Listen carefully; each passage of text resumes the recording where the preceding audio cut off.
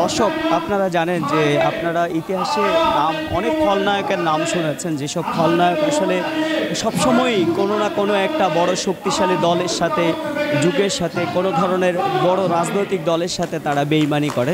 ঠিক সেই রকমই আজকেও কিছু জীবন্ত খলনায়ককে আপনারা দেখতে পারবেন। আপনারা সিরাজউদ্দৌলার সময় মীর জাফরকে দেখতে পেয়েছিলেন, আপনারা মোশতাকের নাম শুনেছেন, মোশতাক আওয়ামী লীগের সময় ক্ষতি করেছে। ঠিক আজকে বিএনপির থেকে এই যে লোকগুলো যারা আজকে খলনায়কের ভূমিকায় সরকারের সাথে আঘাত করে তৃণমূল বিএনপি করেছে, অর্থাৎ বিএনপির নাম ধরে আরেকটি দল করেছে যেটির নাম হচ্ছে তৃণমূল বিএনপি, এবং নামটাও চেঞ্জ করে নাই।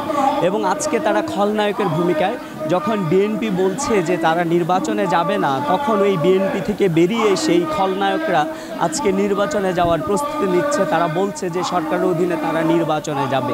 আপনারা যদি এই সব খলনায়ককে দেখতে পান, এখানে তৈমুর আলম খন্দকার, যিনি হচ্ছেন এক সময় আওয়ামী লীগের বিএনপির রাজনীতি করেছে, আজকে তিনি বিএনপি থেকে বেরিয়ে এসে নির্বাচনে করেন। এখানে শমশের মুবিন চৌধুরী আপনারা দেখতে পাচ্ছেন, যিনি বিএনপির পররাষ্ট্র বিষয়ক দায়িত্ব পালন করেছেন। এখানে যারা আছেন প্রত্যেকেই আসলে বিএনপির দায়িত্ব পালন করেছেন। বিএনপির নুন খাওয়া লোক আজকে বিএনপির সাথে নিমক হারামি করে নতুন দল ঘোষণা করে সরকারের সাথে আতাত করে নির্বাচনে যা পায়তারা করছে। তো ইতিহাসে প্রতি সময়ে সময়ে বাঁকে বাঁকে, ইতিহাসের বাঁকে বাঁকে খলনায়কদেরকে দেখা যায়। আজকে আমরা এখানে কিছু জীবন্ত খলনায়কদেরকে আপনাদেরকে দেখালাম। এরা হচ্ছে সবাই জীবন্ত খলনায়ক। এরা আগামী দিনের রাজনীতিতে খলনায়কের ভূমিকায় অধিষ্ঠিত হবে।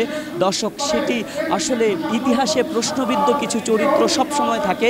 এই ধরনের প্রশ্নবিদ্ধ চরিত্র হচ্ছে এই মানুষগুলো।